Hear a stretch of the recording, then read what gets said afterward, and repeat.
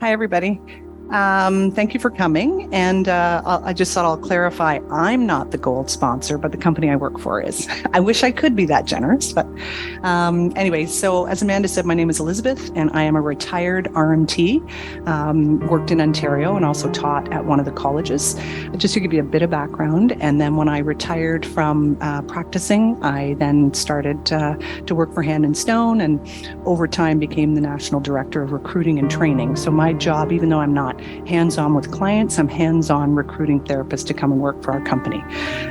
So one of the things that I experienced while I was a practitioner and then when I was teaching was communication issues that RMTs were having with clients, understanding communication. So typically I would have a really nice PowerPoint presentation up there. And since it's not there, I'm going to refer to my notes. So I hope that's okay.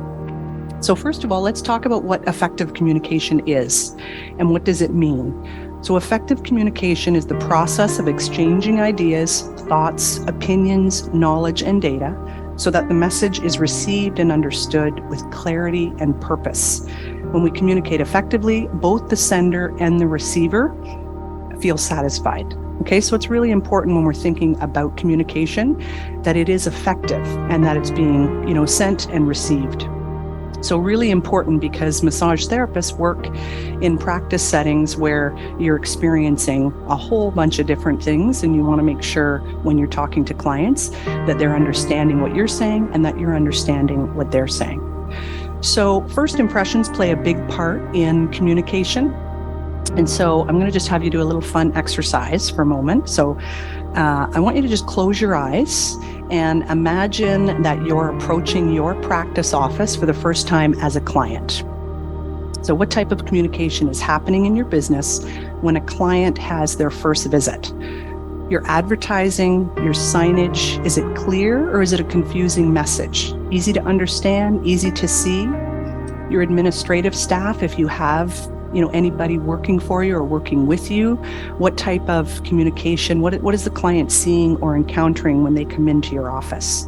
What's the environment like? When you go into an office and there's a desk that's really high, or there's, a clear screen that you have to, a barrier that you have to talk through. So you want to just notice those things in your own practice and see if it's a really welcoming, inviting, clear, communicative environment that you've got. Body language from your administrative staff or yourself. Is it clear when a client comes in where they should go, what they should be doing, that you're happy to see them, and that you're going to be focused and engaged on their treatment? And then the type of verbiage or the language that you're using, is it appropriate for that environment?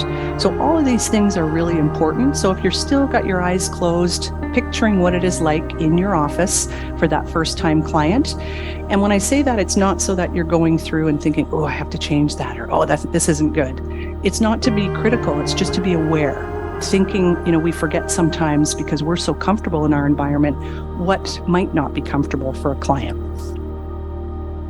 So the nice thing as massage therapists is we do have resources to support effective communication. And when you think of, what do you mean, Elizabeth? What resources do we have?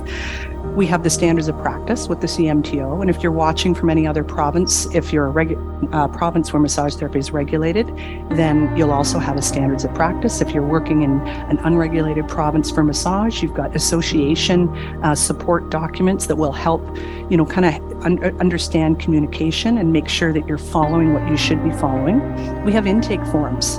How many of you think of an intake form as a communication piece? It absolutely is, right? Clients are giving you information that maybe you've never asked or that they've never thought of sharing with you. And so it's the written communication piece that comes into play. Consent forms. These are our friends, everybody. Consent forms, absolutely. And it's important to make sure that you're taking that time to explain the consent forms, especially the sensitive area consent forms. We know in Ontario, the CMTO has made sure that there's that extra consent form when you're treating sensitive areas. And because they really believe it requires that extra level of conversation, making sure that the client really understands why you're going to be treating an area that they deem sensitive and what the reason is, and that they can give you their consent based on all the information that you've given them. policies and position statements from the CMTO or the other regulators or associations. There are guides, right? Therapists can look to those to just understand. So that's their way to communicate with us without calling us on the phone. We can look up all of these different types of communication and understand things that we, should be doing with our clients. FIPA and PIPEDA. So PIPEDA is Personal Information Protection Electronics Document Act, and that's the federal act that kind of covers everything to do with the privacy information. But then we have FIPA, Professional Health Information Protection Act for Ontario, and that really streamlines it a little bit for health information in particular. And again, if you're listening in from another province, there's other provincial health information protection acts as well that you can just refer to and make sure that you're following all the guidelines that are necessary in your communications with your clients. The Infection Prevention and Control for Regulated Health Professionals document. Do any of you remember that? It was, when I was in school, it was the glove that, came up on the front, and we probably referred to it a few times when COVID hit. But again, that had good information that allowed us to communicate to our clients, but also that was another way that they were communicating to us. And then the CMTO website. Typically, massage therapists are, very schedule focused. If we're treating our clients and we're treating 4 or 5 clients a day, we set up our world based on our clients coming in to our practices. And so I always recommend, maybe once a month you block off an hour on a Friday morning and just read the communications that are coming from the CMTO or your governing body. Take that time out because it is really, really important. As important, I would say, in seeing a client that day, right? You want to make sure that that's part of our business, is to understand all of the pieces of the regulator or the association that we work with, and that we understand and read the communications that they send out. So the CMTO also has a communication standard. So as most of you know, if you're from Ontario, and that's kind of I'm going to just pull the CMTO out rather than the other provinces, but we had our standards of practice redone in the beginning of 2022, and the standards really hadn't changed since 2006. So important to know that some of it stayed the same, but there were some things that were different. And the biggest thing is that you take a look at the communication standard, understand it, make sure, in the PowerPoint presentation, I would go over all the pieces, but that is something that you can refer to again to make sure that you're communicating the consent forms properly to your clients. So one of the things about that helps with effective communication is setting an expectation from that first visit. So letting the client know what they can expect when they come into your office, because it's a lot more difficult to do it afterwards. Once they're comfortable, they've come in and you kind of haven't laid the groundwork. So professionalism, effective communication, ethical behavior, trust, respect, and what treatment looks like. You want to go over all those points with your client the very first time you meet them. You're setting the stage, and at the same time, you're also communicating to them of what their expectation can be of you. And then in turn, what it does is it lets them know what you expect of them, right? Ethical behavior, respect. We talk about cancellation policies. Most people have a hard time, putting forward a cancellation policy or sticking with it. We don't want to upset anybody. If you explain it right from the beginning, where there's no therapeutic relationship developed yet, you're a professional, you let them understand what the requirement is and let them know what you will do as well. As an RMT, if you're going to cancel an appointment on them, what will that look like typically? So as long as that communication is clear, what goes right back to that first point that I made about the sender and receiver feeling satisfied, that all takes place before you've developed the therapeutic relationship. If you haven't done it, you can start doing it with new clients from here on out, right? So there's different types of communication, verbal and nonverbal. So talking, we rate away different verbiage. I know when I think of communication and when I started to study and work on this topic, that's really what you think about. It's what I'm doing up here right now. I'm talking, right? But listening is also a part of communication. Active listening, right? I'm seeing you guys smile. I'm seeing you nod. You're kind of tilting your head like, oh yeah, I get it. That happens in my office. So you're active listening. You're communicating back to me, yet I'm not hearing anything. So again, paying attention when your clients are in your office, same type of thing. You want to make sure that, are they engaged? Are they giving you the head nod? Are they turning to the side? Or are they, quickly wanting to get their clothes off and get on the table? Right? We've all experienced that. So it's important to just look at those cues. Body language, That's a big one, right? Body language, even when the client is on the table.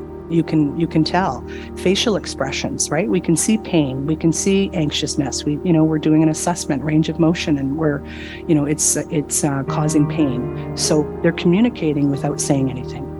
And then, of course, the written communication that we talked about for the last few minutes. So all of these types of communication can play a part in massage, would you say? Yes. And the physical piece, are we communicating with our hands? Yes, the minute our hands, come in contact with a client, it's we're communicating two ways, right? There's two channels happening. We're actually putting our hands on the client, and the client is feeling our touch. Maybe it's, again, creating some pain or discomfort, or it's helping them relax and take them away from pain. But we're also receiving a message. The tissues are talking to us, right? We're gaining all that information. So there's a lot of communication going on in the treatment room without any talking.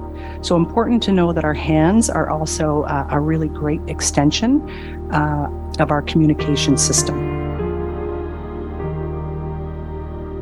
So do we over or under communicate? I'm not even going to have you do a show of hands. But most of us, I don't think in school there's a self-awareness test. Are we an introvert? Are we an extrovert? We work in these therapeutic relationships in these rooms that often don't have windows. We're an hour at a time. We treat 4 or 5 clients a day. We go home to an empty house possibly, but we're an extrovert. Where are we getting that stimulation, right? Often, we'll hear that it's happening in the treatment room, or it's too loud, or there's, you can hear the conversation going on. So I just always kind of, guide therapists to do a self-awareness check and to check in on your personality. What type of personality? One's not better, worse, anything. It's just identifying what you need and how you can do things to make sure you have the support and the help to maintain your therapeutic boundaries. So that is definitely key. Do you know how to play off your clients? We have some clients that come in and they absolutely I don't want to talk. I've had a day. I just need to get on the table. And then you've got others that feel really uncomfortable in complete silence. It can cause some stress and trauma. They need to be chatting. So how do you play off your clients? What things do you do when you come in that even a client that is a regular client, you see them all the time, normally they're chatty, that day they don't want to be. You need to be aware of that, right? It's that self-awareness as a therapist. How comfortable so we talked about the cancellation policy, but how do you redirect an uncomfortable conversation? And if you're not sure, or if you're a fairly new therapist and it's I don't know, I haven't really had to deal with that yet, practice something. Figure out what it's going to be that's going to help redirect. Is it, bring them back to the treatment? Interrupt them nicely to say, excuse me for a moment, I just need you to, answer this question to do with, whatever you're working. Can we establish a pain scale now? Because the work I'm going to be doing may be a little bit more intense in this area of soreness that you've come in with today. Try and bring them back. And if you can't get them to come back and they're still, then you continue to work and you remain, again, very professional and stay within that boundary to not give your comments and things like that. But just try and rehearse what you may need in a situation where you're trying to redirect a client to stay focused on treatment. So the biggest takeaway from that slide was just to be aware of what type of communicator you are, because you could be the nicest person in the world, but if a client thinks you talk too much, they may not come back to you, right? So you want to find that out. And part of that is establishing that in that very first impression, first meeting with a client. Talk to them about, past history with massage. What did they love about their therapist? What didn't they love about their therapist? Take that information in and then use it to your advantage. I'm just going to talk briefly about obtaining consent. This can be a challenging one, right? As I mentioned earlier, some clients just get in, they don't really know what we do. They don't know about our regulator or our association heads that ask us to do certain things that have to be done. They just want to get on the table. So again, if you're not comfortable talking the whole consent spiel and going through everything and explaining it and try and tie it into your treatment, practice on your voice recorder on your phone so that you know exactly how to do it, where it's efficient. You've got a finite amount of time and the client wants to get on the table quickly, but you need to really impress upon them the importance of going through consent and making sure that they're comfortable. Because if you don't and they didn't love the treatment, that's what they're going to remember. right? So again, just making sure that you're comfortable going through that. The sensitive area consent, as I mentioned, there's more time needed for that. How many of us have had a client on the table where halfway through the treatment, they just ask if we can quickly work on their glutes? And he's like, I can't do that. And so many of you may think, oh, can I go ahead and just work over the sheets? It's not. So just again, go over the standard, go over the consent, and really make sure that you're comfortable being able to say, unfortunately, I'm not able to include working on your glutes in this treatment. However, we will talk about it, at the end of treatment, and we'll make sure that if it's indicated for the next treatment, that I do take you through the consent so that you can really understand what I'm going to be working on, where I'm going to be working, and how you're going to be draped. Ask them if they have any questions at that point, but I think they'll respect that delivery of information and letting them know that you really have their best interest at heart, right? Confidentiality in communications, FIPA, PIPEDA, the insurers, clients that you talk to, friends of clients, healthcare practitioners in that circle of care, lawyers, the CMTO, your coworkers. We have to be so diligent making sure that we're mindful of confidentiality when we're talking about clients. In any case, do we have permission to share information within the circle of care? Do we have permission to go into the staff room and start, sharing with our fellow RMTs, about a treatment? What language are we using? Is it appropriate? And are we keeping things confidential? It's a really big deal. And sometimes, again, if you're really comfortable with your clients or you're comfortable in the practice setting that you're in, we may forget, and those lines can get blurred. So again, this talk today is just, all of you already know all of this likely. It's just a refresher. It's just good to know if you've been practicing for a long time. And ensuring the right communication doesn't just happen with first impressions and the first time you see a client. It also is something you should be looking at when a client leaves or when you leave a practice setting, right? Leaving a practice setting, it's so important to understand the communication that has to go to the client, what's going to happen with their client health records, what's going to happen to, maybe the owner of the clinic, maybe they're your employer, maybe you're renting space. You're an independent contractor, but you still have the obligation to your clients, and you want to make sure that they know that their care is going to be transferred, where you're going, what's going to happen with their client files. That has to come from you. And really important to make sure that you are talking to your employer and let them know if you want them to become the agent of those files, there has to be that clear communication of what that looks like. If you do that in the beginning, even talking to a client, should they ever move on or not stay with you, that you have all of this, again, it's another piece where wow, no massage therapist ever told me that before, or I love that you're so professional and that you have all this information.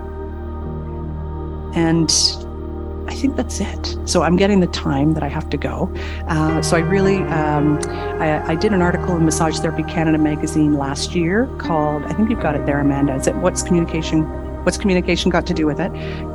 So if you go on their digital magazine site and just check it out, you'll see that article, and it goes into a little bit more detail and gives you a few more tips to just help you with communication. If you don't have an issue with it, fantastic. If you do, it can get better. It can get easier. You want to make sure if you've got communication concerns and you've got clients coming in that cultural differences, English may not be a first language, whatever it is, there are resources to make sure that you can get the support you need to become a really effective communicator. Thanks so much.